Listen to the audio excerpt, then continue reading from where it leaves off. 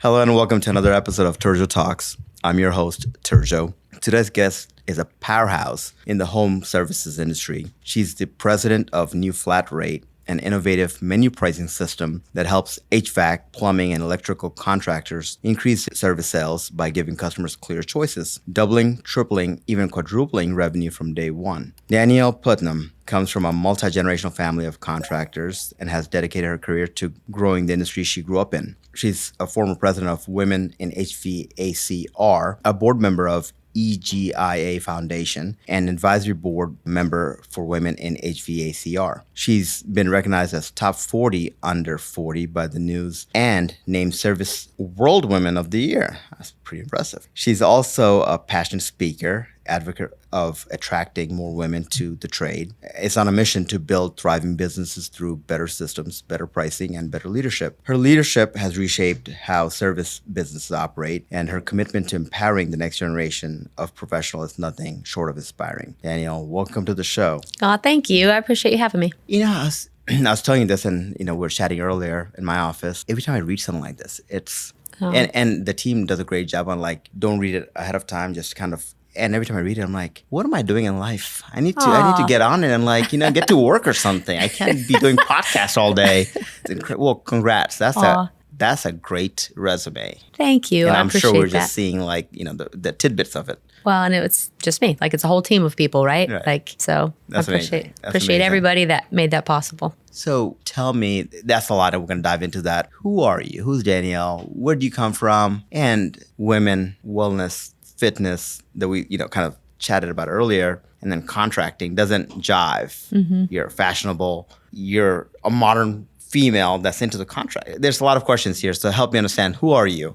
Cool. Well, thank you. I'm from Georgia, mostly. Grew up in Georgia, and I always wanted to be in business. I loved business. Right. But how do you get started? Right. Hey, I'm going to be in big business. I'm going to be in a big tall rise someday. Right. Well, one day. I actually did. No, I had moved to Portland, Oregon. I was in my early 20s, and I'd looked at the map, and I was like, if I could go anywhere in the world, it would be Portland, Oregon, because it looks like a cool place. So I packed up my car, drove across the country. A lot of research behind that, obviously. Right. That looks cool. Let's go there. You sound like an entrepreneur, by the way. Well, so I go there, and of course, I didn't have a job. And at the time, it was the highest unemployment rate in the nation there in Portland, Oregon. And so nobody was hiring. And so I looked at the tallest building in downtown, which was a Wells Fargo building. And I walked right in one day, hit the button on the elevator, and went up and walked off a floor. And I just started walking around.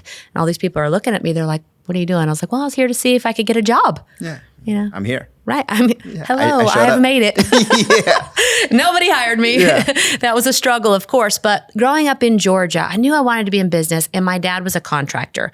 He had been an electrical contractor by trade. And at this time, when I was in high school, he had a heating and air, plumbing, and electrical business. And so, of course, that's where I started is, hey, Danielle, I need help in the office. Right. Hey, Danielle, I need help running parts to this job site. Right.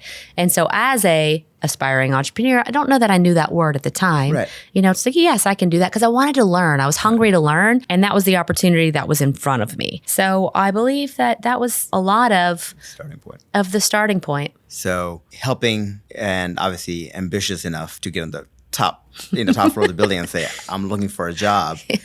And then from Portland, what's next? What happens? Yeah. So after Georgia, I went to Bible school in Texas for a while, and then I made it to Portland, Oregon. After Portland, Oregon, I made it to Southern California. Okay. And in Southern California, I actually was also looking for a job, and that was my start in the tech industry. Okay. And so I became employee number 2 of a startup. We started in 2005. We went public in 2007, and I was there for 5.5 years. I had the best time in my career. What company up to that point. It was called Digital Post Interactive. Okay. And so the CEO and I flew all over the US, and we were promoting all the time, looking for investors and promoting the stock. And I got to go on the trading floor of the New York City Stock Exchange. And I was like, I am in a movie. I am famous right now. Awesome. Yeah, I just felt so famous. But, I was still a kid. But what I appreciate is that the CEO allowed me to learn. And that's so important for all of us, is to bring people in our groups among and with us and allow them to learn. Right. because that is the future. And so he's like, hey, Danielle, right now we're playing the float. You see this with payroll this week? This is called playing the float. And so all the different things we were doing, he's always teaching me and telling me, and you know what EBITDA is? This is what it means. Nobody else your age knows what that means. And so it was just a great learning experience, had a great time. And after that, we were getting bought out. We did acquire another company while I was there that was in Boston, and it was really neat, and we learned a lot. But when we were being acquired by a larger company, .com, my dad and I began to have phone conversations, and we'd always been best friends. And my dad had ideas. He's like, I've got these ideas for this pricing system. And I was like, you should do something about it. That's a good idea. Yeah. And finally, one night he calls me. I'll never forget where I was. I was on my way to a friend's house. It was dark in California. I pull over on the side of the road, and he calls, and he's got me on speakerphone, and he's there, and he's with my mom. And he's like, Danielle, I decided I'm going to take your advice. He's like, I'm going to do something. I'm going to start that company like you said that I was going to start. I was like, wow, that's great. Awesome. He says, but I can't do it without you. I need you to move home to Georgia, do it with me, and I'll give you 50%. He says, you can be president, and I'll pay you $75,000 salary. I was like, well, I knew that he didn't have any money. I knew that meant that he was going to have to mortgage his home for a third time. And, nobody wants that of their dad. Right. And so I just said, well, if I'm president, I'm naming my own salary, but I'll come. Awesome. So that was a very tough decision in life because I felt like I had made it career-wise. And you're really going up the charts there. I was I'm in sure you're California. moving quick at that point. I was going with the merger with a new company. I had a great community, great friends. Right. And I had that balance of, wow, life is really fun. And what is your position at this company, the current company that you're with at that point? I was the director of strategic alliances and business development. So big role, getting rolled up by a publicly traded company. So you're getting bigger and bigger. Yes, bigger and bigger. And the next company, they were on NASDAQ. So I was very excited about that. But when your dad calls, there was that more of the, if I don't do this, I will regret it for the rest of my life. And you know what? I bet I could always come back to California. Right. If that doesn't work, I can always come back. Right. And so it was more of, I don't want to regret this. I have an opportunity to try something with my dad, who was my best friend. And, let's try this. And so I moved home, blew through all my credit cards, went through all my savings. So maxed out, let me rephrase that. Maxed out all my credit cards, blew through all my savings. Didn't get a paycheck for a year. Right. And so the $75,000 was not there. The idea was great. The idea was great. Yeah. But you know what? I tell people all the time that the day you get comfortable is the day you should get very uncomfortable. Because, it's one of those things where the grass is always green on the other side, right? For people like you and I, where you're in a comfortable situation, but they always want to be an entrepreneur. An entrepreneur is like, holy crap, this is so stressful. I wish I was that doctor or professional or whatever it is, right? But if you're truly going to be an entrepreneur or try something, don't get comfortable. If you get comfortable, you're never going to be able to jump because exactly what you said, you're going from Southern Cal. I'm sure the weather is a little bit better and it's perfect every day. Yeah, everything is nice and the wine is better. Yep.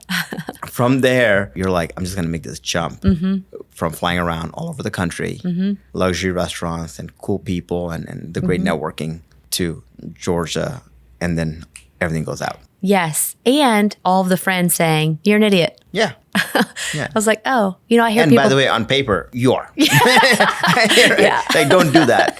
But that entrepreneurial itch, you just can't. It takes a crazy to build something. It did. And that was 14 years ago. And at the time, I wasn't married and I didn't have children. Right. So I often ask myself, would I do the same thing today? I believe in that season I could afford the risk, right? And it did take that risk going all in. It really is. Yeah. So, and by the way, 14 years ago, we're not out of it yet, but we're getting out of the Great Recession. So timing was really bad too at that time. Yeah. Yeah. So you took all the risks. I will always be thankful for that. Of course. That's amazing. So now you're maxed out on credit cards.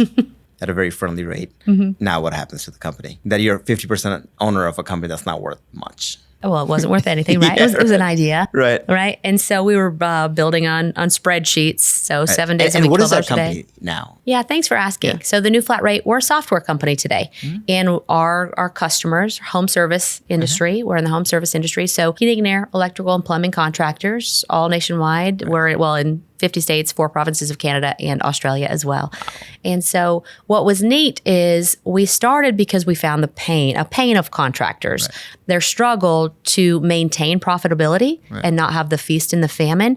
And so often, and what I like about this is it can relate, Turjo, with any business, is that if you want to buy this coffee cup and I say, okay, it's $10, then it's a take it or leave it scenario. Right. And so what we had discovered that instead of a take it or leave it, well, how about providing options. Right. And so we'd give 5 options for anything diagnosed in the home. So our software is all about good, better, best, plus, 5 different price points. So we started as a book where we actually built it on Excel. We tested it out. Literal book. Literal printed book. Do you know who Jay Abrahams is? No.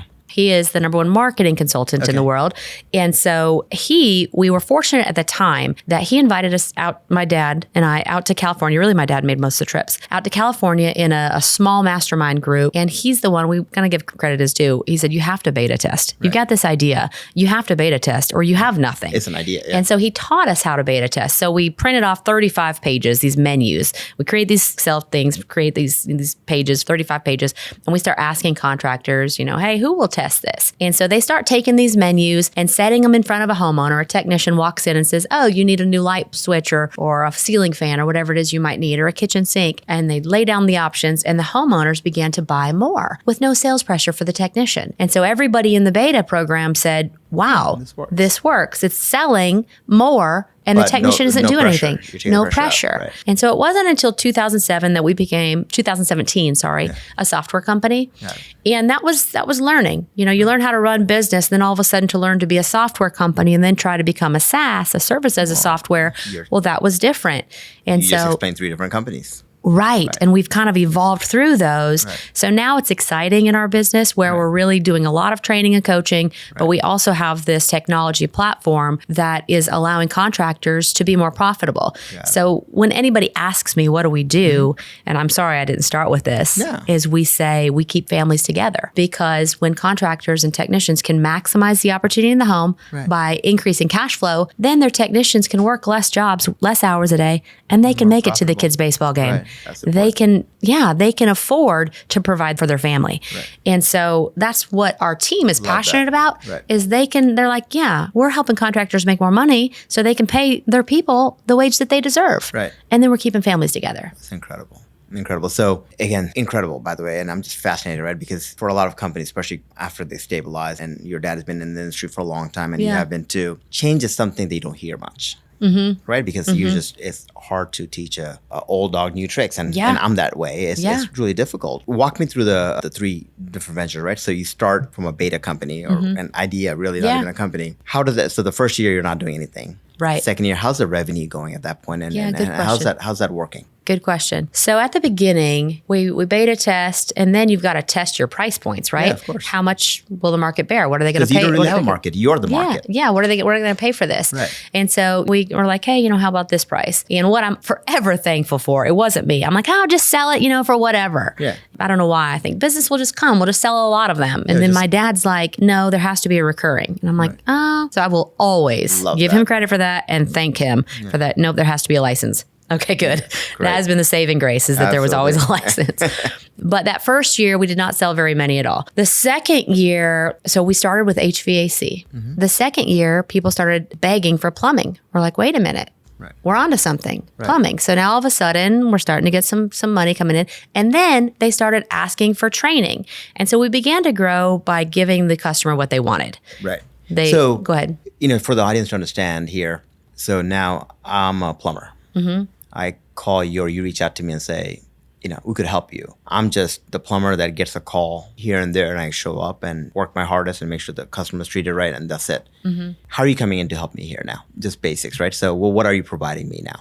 Your sales presentation tool. Okay. So now you give me a sales presentation tool. Now I am going to home number 1 and saying, here's a menu of things that we could sell. And then what? What are you doing for me? This plumber, he is a craftsman. Right. We want him to be that craftsman and to be proud of his work. Right. And so he goes in. All I know is I know how to work with my hands, and that is it. That's what we want him to do. Right. And I'm good at it. That's right. And we want them to be proud of that. Right. And so when they go in, they just need to diagnose, find the problem, because that's what they're good at. Right. And then within the app, they find let's say it's a kitchen sink. They click kitchen sink and the menu's there. We have over 72,000 menus. Wow. And so when they say, hey, this is the one, they show the customer, this is the page. And so it prices the job for them. It shows those 5 different prices for the customer. So then that technician, or he might be an owner operator, he doesn't have to spend his nights and weekends figuring out the prices, saying, hey, I'm going to send you an estimate. Right. Instead, he's got the prices right there on the spot. The customer no longer needs to call 5 other companies for 5 other prices. They have those 5 prices right there. The reason 5, I know you didn't ask, but I can't wait to tell you. No, I love that. Is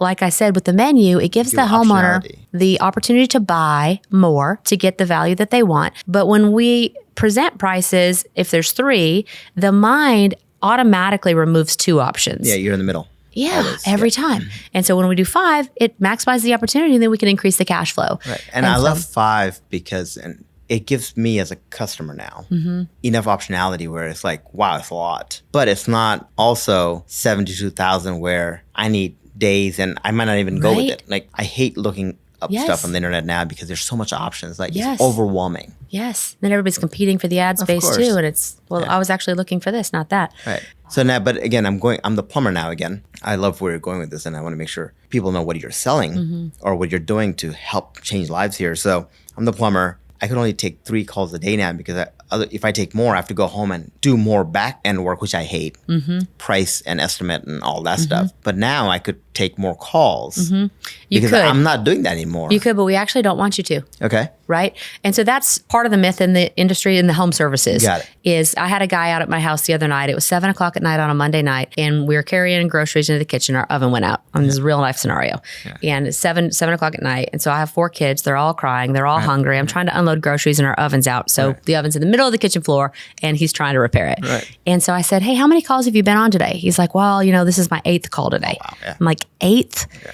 And they sent you out here, and he was way far away from home. Right. And I felt I hated that for him. Right. I hate that for the industry, right? And so with our system, we want them to run those 3 calls a day, because when you give the homeowner options 80% of the time they choose higher than the bottom. So now all of a sudden you're making more money on those 3 calls than you would make in 5 or 6 calls. But you're not even selling. The customer You're not even selling. They're choosing. Right. And it's just like the easy, I almost hate to use the analogy because it's so easy, but with McDonald's, there's the hamburger. There's the cheeseburger. There's the process. There is. But nobody buys the 99-cent hamburger. No. It just has to be on the menu. And same for any business. Right. You need an affordable option so people can say, I can afford to do business with you. Right. Yeah. It's a price of entry. There is. I love it. There's something that I can buy here. Gas station. Right. You know what? There's 99-cent options all over the place in there. There's 25-cent options. I can afford to buy something, but I'm going to buy more for the value that I want. Love that. So now you're doing this data beta program and picking up some steam here. How does year 2 and 3 look now? So if we started in 2011, I always milestone by when I was pregnant, if we can be honest. So in 2015, it took us a hot minute. It was 2015 when we made our first $1 million. Wow. And this is make $1 million or revenue $1 million? That was our revenue $1 million. Okay, wow. Yeah, so it took a minute, right? It took us a minute. And there's no technology there, really. It's really you and your dad and some experts just in a garage. Putting in pricing. In a garage. Right. Yep. So we still were. So of course our overhead was really low. We had a couple family friends that were helping out a little bit, right?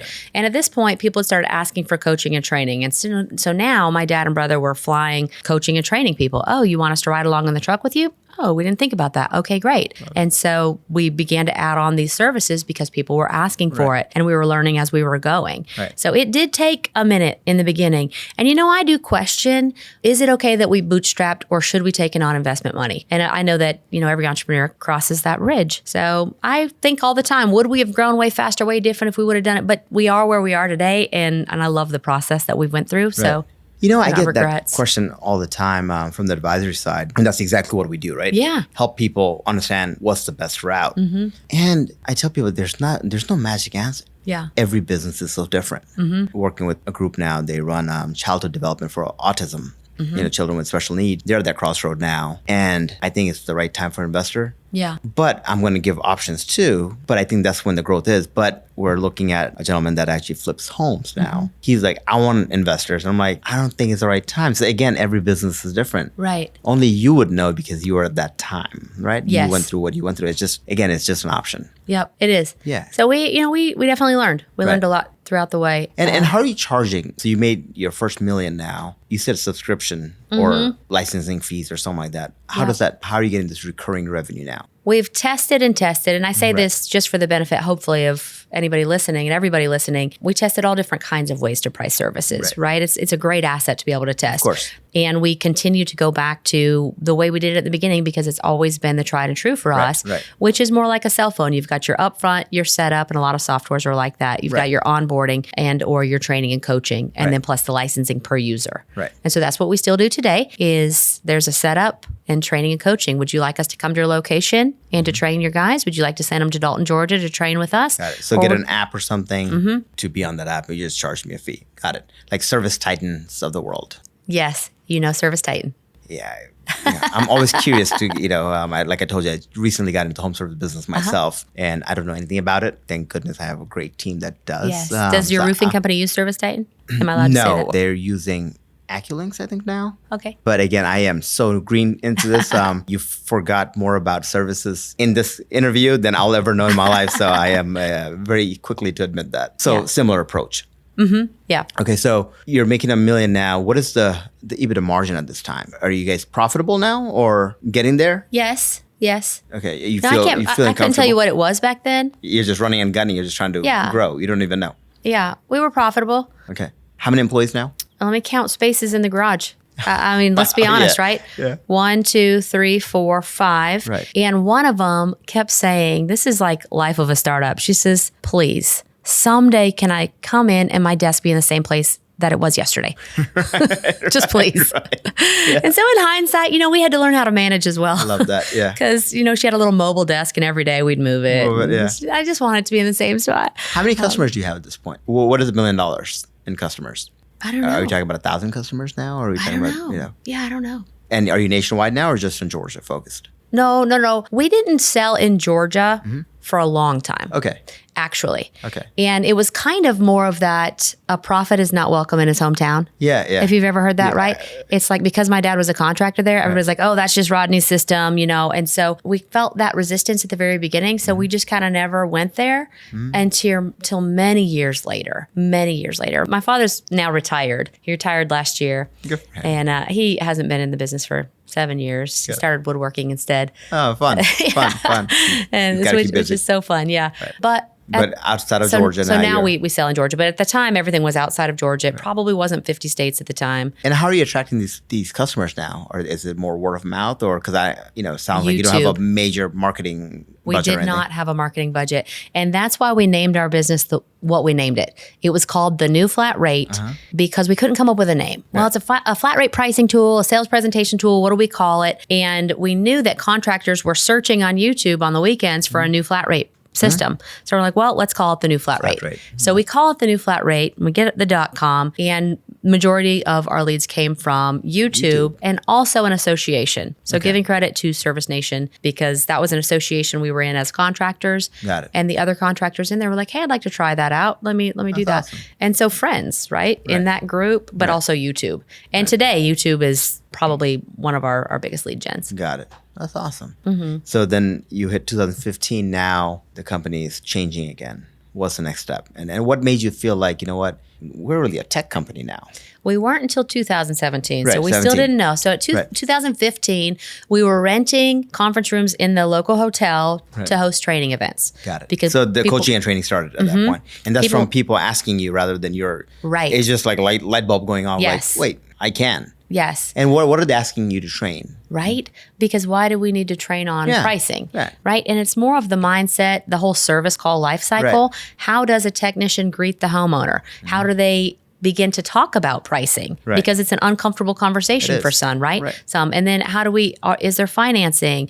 What else is there? How do we collect payment? How do we do the invoice? So the training on that, but then also the psychology of our system. We're offering choices, multiple choices. And so they began to ask. So at this point, we're renting out conference rooms at the local hotel. And finally, we are like, wait a minute, why are we doing this? Let's buy a building. Right. Let's have a training center in there. Wow. And so we start to pick out the building. We find the building. We create this incredible training center where even today, and it's like, I'm thankful for my team because different team members saw the vision before other ones did. Of course. Yeah. Right. And so even pre-COVID, all of a sudden we had this training center where we've got all the face recognition camera and all the microphones in the ceiling and the big LED screen. And so it's very interactive, whether you're online or in person. Right. And so in 2015, anyway, we buy the building. By 2017, I was like, guys, we're going digital. Everybody else has an app. We're getting an app. And I got a bunch of pushback. And so I had asked some people, hey, go and figure out how to get us an app. And it was taking too long. Right. I was like, that's not going to work. So finally, I just pick up the phone and start calling buddies. Hey, somebody that can build an app? Somebody, somebody. And so 2017, we finally launched and went into an app. And I can't believe that we didn't do it before that. Right. I will ever be so thankful that we didn't miss that. Right. I mean, because especially a couple of years down the road, now that we know, it's now I'm like digital really helps, especially with something called the COVID. I'm like, we almost didn't make that one. Wow. And so in hindsight, right? Yeah. So by 2017, we are a tech company, and then we have to figure out how to play more with the service titans, right? And so they're field service management softwares. How do we work with everybody else in the space, and how do we partner? And so today, here in 2025, it's like, we not only do APIs with people, but then now we're all trying to figure out, we're all racing to see who can figure out how to do the most things with AI together. Right. So the landscape has changed a lot quickly. It feels like it's just been a second. Right. But when I say the years, I'm like, what? 2017, 2025? That sounds long, but it's went by really fast. I remember yesterday. Right. That's crazy. And then COVID happens. What happens then? Yeah. And how's business going in between? Yeah. You're picking up new customers left and right, I'm sure. Yeah. So we continued to grow. COVID was, so difficult for so many and devastating for so many. Yeah. And I don't want to say that too lightly, but for home services, I'm so proud. Oh, yeah. So proud that they said, nope, we're essential. Very essential. We're essential. We're not stopping. We're moving forward, full force. Try and stop us. Right. And that was the message in the industry. Right. And so we didn't shut down. They didn't shut down. And we're like, guys, we can't shut down. We're here to support them. Yeah. They're not shutting down. None of us are. Yeah. And so we all went full force. That was a great year for us. And Great year for our being members. Digital too helps tremendously at that It was great for our members, for our contractors. Was that your best year? Yes. To date, or 2020 and 2021 were our best years. Yes. Yeah. Is it a lot of renovations that you're seeing out there? Because a lot of people are like, okay, I'm going to be at home. Might as well renovate. You're hitting it right on the money. Yeah, Absolutely. yeah. They were all home. Okay, now I'm here. I can actually fix this, Right. and I can take advantage of this. A lot of them did have the money at the time to do it. Of course. So there was a lot of that. Right. Now, COVID changed. I mean, we had previous guests here before that. They're like, been life-changing. Yeah. Scary and rewarding at the same time for the people that went out there and did stuff. Yep. I just met a furniture manufacturer the other day that sold out to large private equity, but he 45x'd his business in the first 8 months of COVID. Wow. And he sold outdoor furniture. Wow. That's fantastic. Yeah, he said at one point he had 10,000 containers from all over the world coming to the U.S. 10,000 containers of stuff. He just at one point he's like, "What if I don't get paid?" Like it was so scary. Like I love the returns, but what if? Like is this real? Yeah. But you have to be on top of it. Yeah. And that was our team. Right. Our team, and that was the industry, right? So I'll definitely give them all credit. And are you still in the day-to-day now, or are you more CEO, president? Like, are you leading a team, or what's your role now? Good How's question. that changing? Good question. So when I look back over the last couple of years, so forever, it's like, when is that hockey stick going to happen? Of course. When is it going to happen? Right. It's coming. It's like You we're feel doing it. all the right things. I know it's coming. Right. But we didn't have the right operating system as a company of how we do business, how we win the day. Right. And it's like, it was this constant search. You were trying to figure it out every day. Constant search. Right. How do we run our business? You go to every conference, every best practice, you listen to every guru, you travel, you go all over. My husband's like, why do you have to go to another thing? I'm like, because I have to. Because that could be the thing. It could be the thing. Thank you. It could be the thing. Like, I know you were looking for a smart answer. I don't know.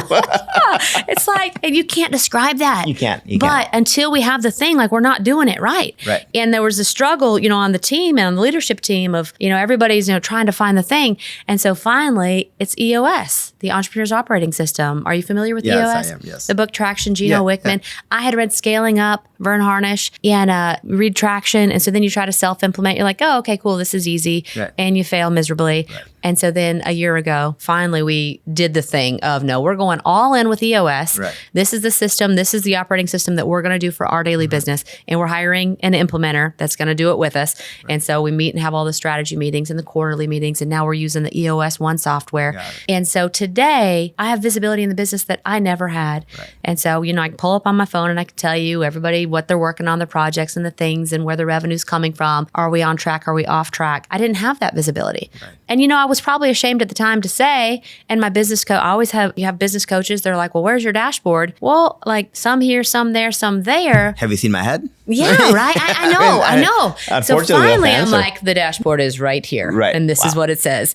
So I'm really thankful. The last couple of years, we needed that. So today, I am still in the day-to-day, but I do still have 4 young children at home. And so constantly working at letting go. Right. And then now that we have lanes and structure for everybody, the more that I get out of the way, the more they succeed. And so it's really great. And it's really hard when you're in it to do that. So kudos to you. I see a lot of entrepreneurs where, especially founding entrepreneurs, it is the most difficult thing in the world to get out of the day-to-day because you're just becoming an obstacle now. Yes. Yeah. And then everybody thinks if you trust your team, then don't be in their way. And if you don't, you shouldn't have hired them. It's either or, right? Yeah. But it's really difficult to do. It's easier to say. It is. Right. And I appreciate that you see and understand that. And, you've lived it. Oh, yeah. So it is. It's hard to let go. It's difficult. My nanny told me the other day, she's like, well, I'm going to start doing night school in June. And so I'm going to need to leave at 4 every day. And I'm like, yes, it's awesome. That means no matter what, I got to be home by 4. Yeah. I mean, at least minimum. Right. So yay. Yeah. The happy hour starts at 4 now, not 5. So we're good. How's your executive team and how did that come to be? That's a good question. I can't wait to see what it looks like in 10 years. Yeah. Today, I'm really fortunate. My brother and my sister. So they have been there since the beginning. My brother was a technician. He wrote the menus, right? And so he's the one that had the field knowledge. He's the one that developed all the training curriculums. He's the one that we need to get him off a microphone and put him on a megaphone. Right. He leads all kinds of coaching programs and he really is brilliant. And so he's our vice president. He runs our member experience teams. My sister runs our sales and marketing teams.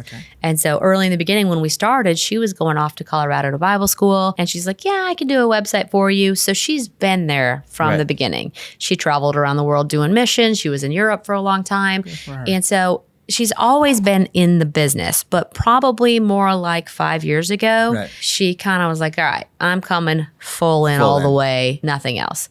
And so now I'm so proud of her, really, really proud that she's got an incredible sales team, incredible marketing team. Amazing. So that's where I'm interested to see what's going to happen next because it's the 3 of us and I know we can be a bottleneck. So I sent out an email the other day and I said, hey, we've got this new committee and this is what they're going to do. They're going to meet about this and report to this. And my sister, she's like, wait a minute. I don't see us on that committee. It's like, of course you don't.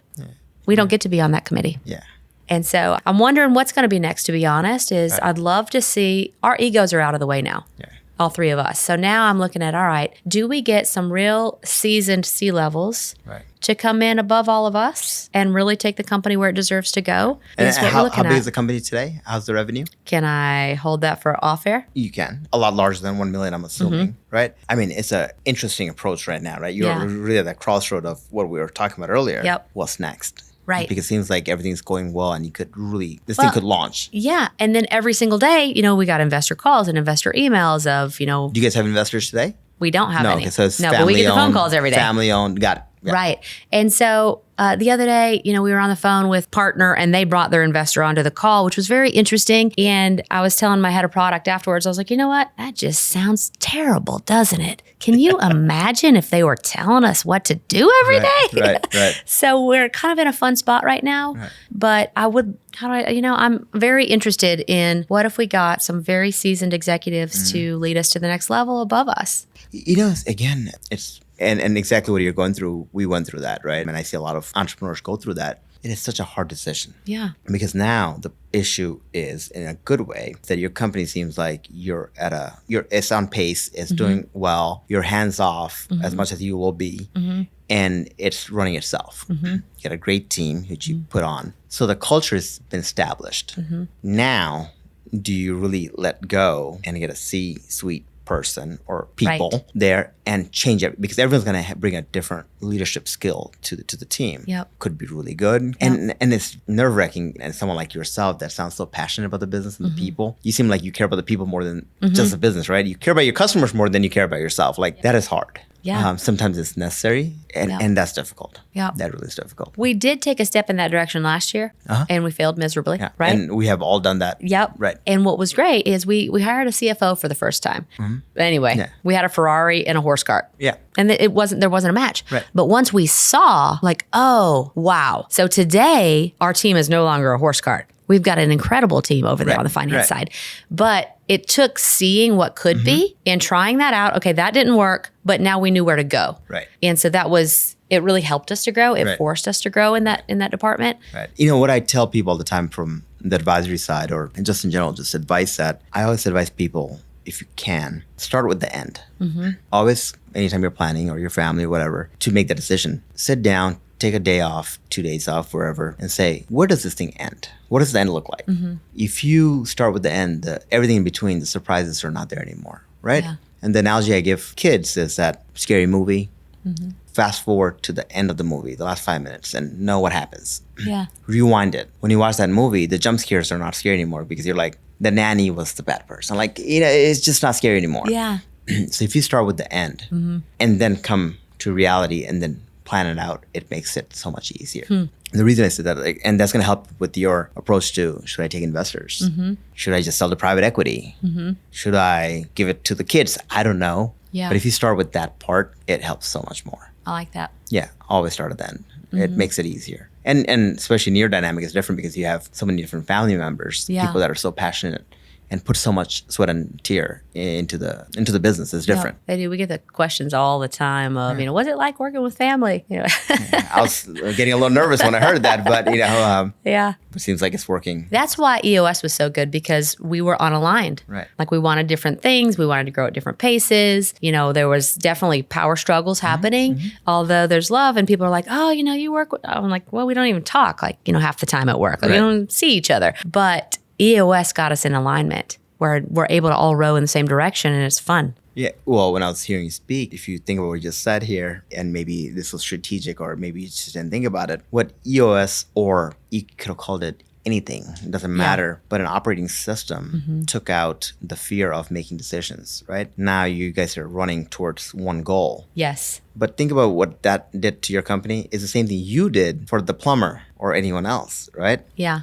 Now I'm a plumber going to a house to sell something. Well, the new Flatline has created the US system for them too. Yeah. So it did the same thing to your company as you guys did for so many others too. I like that. Right. It's the same. You're saying the same thing. We're taking the thinking out. Yes. But you got to believe in one system. Pick one. Yes. It's a lot harder than it seems. But it is, because you got to get the right one. Well, and then it's, what if it's the wrong one? Doesn't matter. Doesn't matter. It could be. It could be. But you'll live and learn. That's right. So we did have to, we went on that one hard. And right. People are so afraid to make a mistake.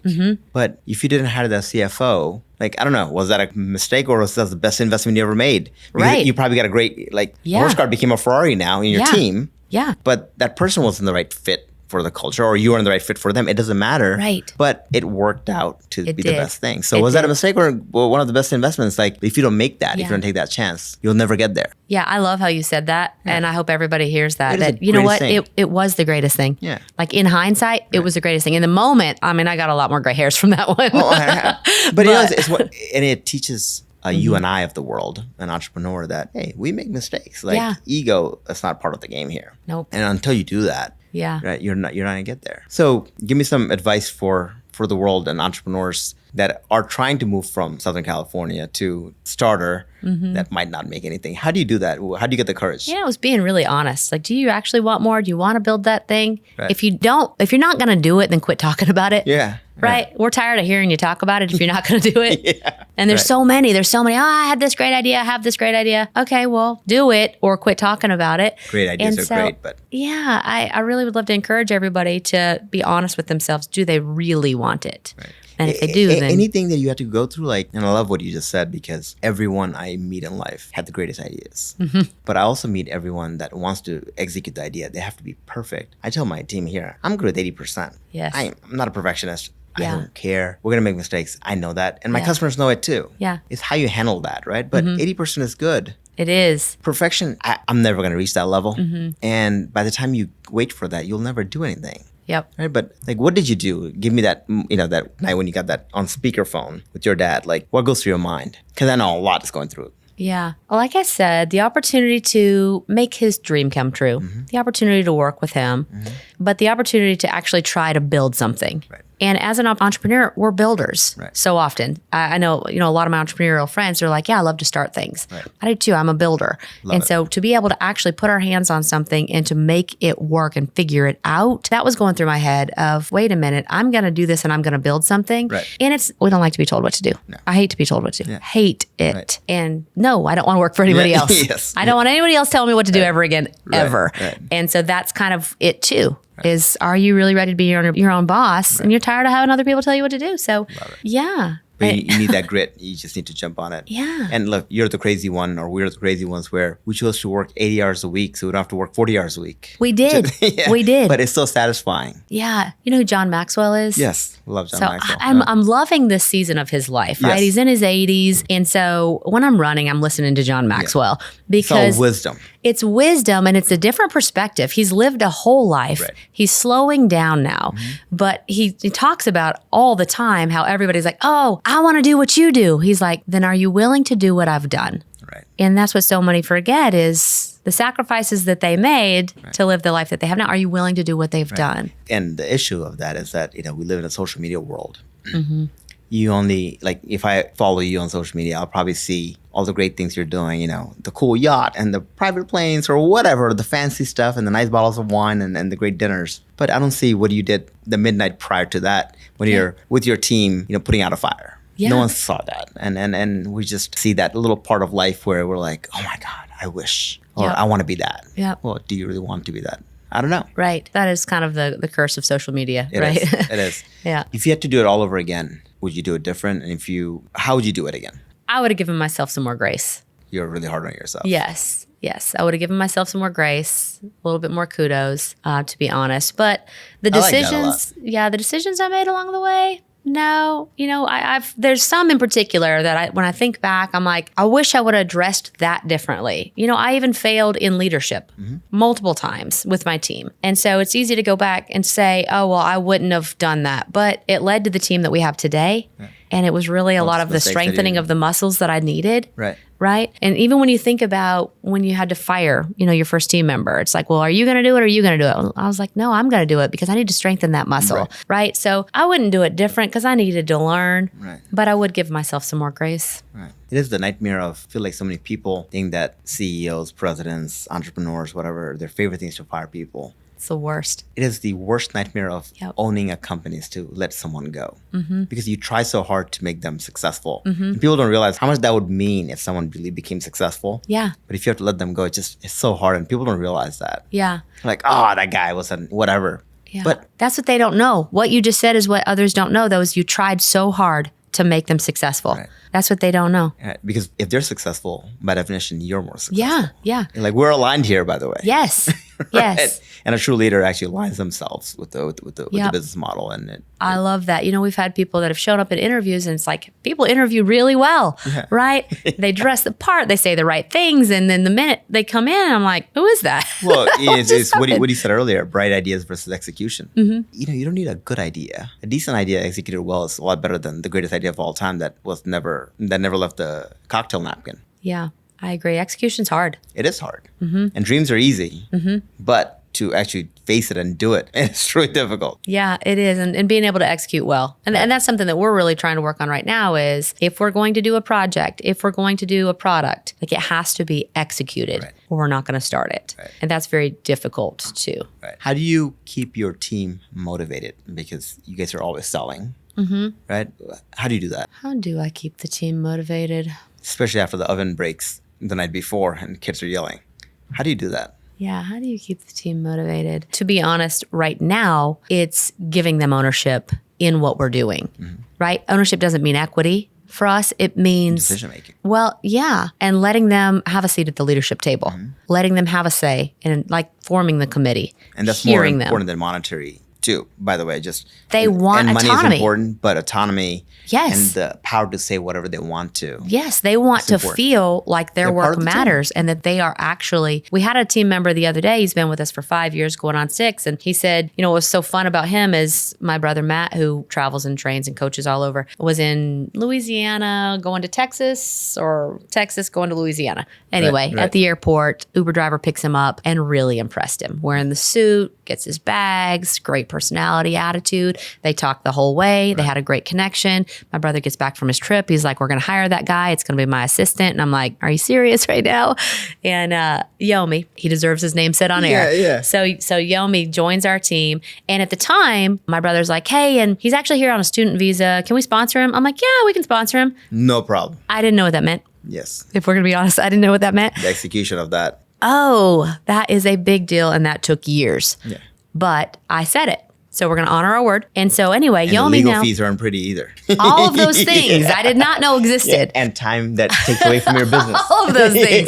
That's true. Yeah. And it took, one of my EA at the time, she's like, you know how much time I'm working on this for Yomi? I was like, just keep doing it. I said that we would. Yeah. So thank you. So anyway, best decision ever, of course, right? He tells us the other day, he says, when I joined the team, I always just wanted to be a part of the family. He says, now I am. Wow. And it was the biggest compliment. Yes, it was the best compliment that he could have ever said. We're like, we didn't even know that anybody viewed it like that. Right. He's like, of course we do. Right. And I just wanted to be a part of the family, and now I am. That's so cool. And it was, right? And so all that effort. That's how we're learning now that that's what motivates them, is knowing that their voice is heard and they have a seat at the table. That we're not dictating. Right. It's powerful. everybody. We're all doing it together. And you said that earlier too, and kudos to you and your siblings, that committee without you guys being there. Mm-hmm. Because of course, in front of them, they will say X, Y, Z. Yeah. But when they meet alone, you'll have some original ideas from it. Yeah. It is really hard not to be in that room and you're like, what are they talking about there? Right. Well, and it's a price. I didn't say this, but it's a pricing strategy committee for all the products that we sell and how we price them and what we do. And so my sister's like, what? And I was like, It's a pretty big decision. Aren't you happy? You don't have to be there? Right. Yeah. It's amazing. So what's next for you personally? How does the next 10-year look like? What's your next itch? Because you're not slowing down here anytime soon. I could tell. Well, you might not believe this. Yeah. But my now 10-year-old is in 4th grade. Right. And I'd like her to be homeschooled by 6th grade. So I am not a very good homeschool mother, I'm sure. But that is something that's very intriguing. We're calling it alternative education. That is great. And so how can we actually have tutors and programs and things where we can create an education? This is just a new season for us. Right. How do we want our children to be educated? Right. How do we want them to be able to travel anytime, do different things? And so that's kind of what's on my 2-year horizon, is changing the education for our family. So you're trying to give your 10-year-old an MBA before they get out of high school, I guess. I think it'd be great. It'd be great. That's awesome. That's fantastic. But she's probably going to be like, no, Mom. She's already an entrepreneur. Yeah. She's been selling for a long time. Right. Actually, she has been, yes. Wow. She's a much bigger, better entrepreneur than I've ever been. Amazing. And so she's incredible. And I want to make that happen for her, right, in her own way. Right. So there's that. But now we've got other ideas and other products that we've been doing. We've definitely bought companies that have failed, but now we're working on some other new pricing apps so to your point, like what's next? It's never going to end. And is this like more divisions to the company, or is this like more a different service approach to something else? Yeah. So this is a whole different market. This is for handymen. Okay. And it's more of, I haven't launched it yet, so how do I even say it? It is under the umbrella today. Okay. Right? And so we're toying with, do we have an umbrella of all these different apps where we really own the space and we're industry standard for everything pricing? Right. Or are we doing all these different verticals and things? So today, we're really going to kind of keep it in one umbrella for the minute. Right. And we're excited about that. That's awesome. Because what we've learned, we're taking it, and it's so much faster, as you know, to develop and to build something when you already have the knowledge about how to make it right here. So that's really fun for me right now. I feel like the new flat rate was my dad's idea, and it got us here, and I will forever be thankful about that. But now these other products are my idea. Yes. And so I'm passionate about that. Yeah. So I want to homeschool the family, but also I want to develop these products that I'm passionate about. Right. That's awesome. Mm-hmm. And how many lines of services are you guys in right now? So I know you said HVAC. Heating and air, electrical, plumbing, indoor air quality, and chimney. Chimney, okay. Mm-hmm. And now handyman coming on, hopefully. Yes. So 6 different. That's handyman, appliances. And they all sound similar, and I see where you're coming from, because you guys are very focused in the service, home service business, right? But they're very different also, so everyone has their own unique touch.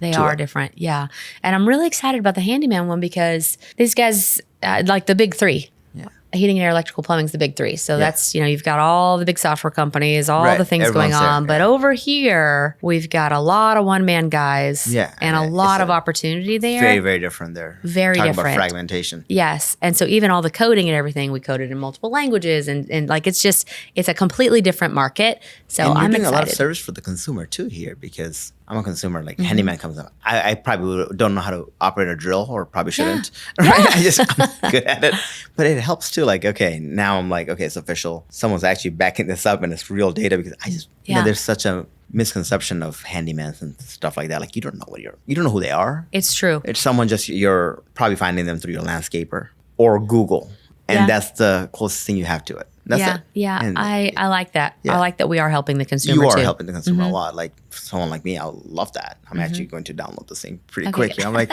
yeah, that's awesome. So where do we find you as far as app, website? How do we get in touch with you? thenewflatrate.com. And my email's probably going to be in the notes, maybe? Yes, we'll put in the notes there. Where do you put things? Where do you want? Yeah. But okay, good.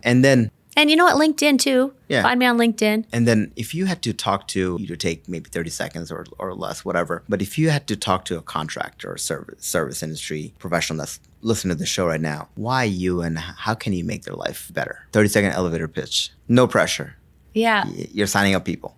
Not families better. We work to keep families together, right? And so for contractors, we know that often it's feast or famine, and we want to increase your cash flow so that you can grow from a position of strength. Right. And so work with us because we are from contracting. We're a contracting family. And so we want to work to take your pricing and automate it by going against the industry. The industry is saying, turn that technician into a selling technician, make him a superstar unicorn. And there's just not enough superstar unicorns. So instead, you need to be. Let's not do that. Right. Let's let them be what they are. They're a wonderful craftsman. Right. And let's give them the tools to do the selling for them. I love that because, again, think about the struggles that you have, and you're running a pretty large business here, finding the right people. But think about a general contractor that has to wear all these multiple hats. It's not for them. They know what they do, and let them do what they do well. Leave the other to the professionals, and it's a helping tool. You're not taking anything away. You're adding to your tools. And we're partnering with them. And then with our training and coaching side too, we have masterminds, we have quarterly workshops where we write process, we do process development with them. Right. And that's something that's different about us too, where other pricing companies aren't doing that, is the process development. So many of these contracting companies are like, I don't have any processes. And so we write those with them. How many people do you have on this, the coaching business? Mentorship. How many people are attending, or how many? Is it a subscription based or? Yeah, good question. So that's like I guess you could call it subscription, but it's like your monthly coaching fee, right? Right. And so our quarterlies right now, we've usually got between like 15 and 20 companies that are going to be there. Yeah. And so these are your small masterminds. And you're hands-on. Where we're hands-on. What we started doing this year differently, we used to have an annual conference once a year, which is the big hype, ha rah rah. Right. And this year we didn't. And that was kind of a big But instead, we decided let's go on location. And so every quarter, we're going to a contractor's business and we're bringing 15 contractors with us where they can actually see the inner workings. What processes do they have? The ideas? How do they run their inventory? How do they, run their day, their morning meetings with their technicians? And so every quarter, we're going and doing that. And that's been really neat. And that's amazing. It's a high demand. That one's everybody wants that because I love that. Like you get to see what I'm doing and working on my business rather than me coming to you and trying to take ideas and bring it back. It sounds easy, but it's very, very different. Yeah, that group's called Freedom Builders University. Freedom Builders University. And we've got a mastermind coming up in Nashville in 2 weeks, so we do that annually too. And so we bring in other business coaches, but it's really neat. It's really neat to see that. I love watching them share together. It's a peer group. Yeah. It's a peer group for the contractors. Right. And so they share with each other. And, whether we're on location together, wherever we are, there's a lot of different ways to have masterminds, and everybody does it all different ways, of course, right? But the core heart of how ours is, I love so much that it's just so organic that it can be in the middle of the night and, you got 3 contractors over there in the corner and they're all in their chairs and they're all talking together, and over here and you got these pockets, right? It's like, oh my gosh, this is it. That's awesome. One thing about you and your company is that how digital and innovative you are on the technology side, but you take that away when it comes to the human side. You're like so personal, but use technology to get there. You do it very well. Oh, thanks so much incredible. for that. Like, it's very digital, obviously. Yeah. And you're trying to get people to be more digital or digitize them. But you have the human touch to make the human interaction even better, which is great. It's fantastic. Thanks for noticing that, because some of these guys don't like to be so human. Right. They want to work in the field, and they want to work with their hands, but they don't want to, sometimes talking to the homeowner is difficult for them, right? Yeah. And so we do want to make that comfortable, but then as a team, our team knows that we're there to help them win, and our team bleeds for that. Right. And so I'm really proud that you see that, because I love that, because it's true for us. There's so much competition out there, and there's so many people selling something online. And it's like, buy a course, attend a virtual training thing, and that's it. Yes. But then what? Like, I don't trust that. I'm not saying that there's not some good ones out there. I'm sure there is. But where's the human interaction? Yeah. Like, if I have to say, like, hey, and the fact that you're coming to my business and saying that, you know what, Turjo, you spoke to CJ this way today. Maybe you have you thought about this approach? You can't change that. No. No YouTube video is going to change that. Nope. You can't do that. No, and I don't want to lose that. You can't. Right? Yeah, that's very powerful. That's what makes you different, and that's why the hockey stick keeps coming every year, it seems like, for you guys. That's incredible. Well, thank you so much. I know you're a busy person. Thank you so much for coming on the show. Thanks for having me. Great. This is great. Thank you so much. An honor. Yeah, thank you. Thank you.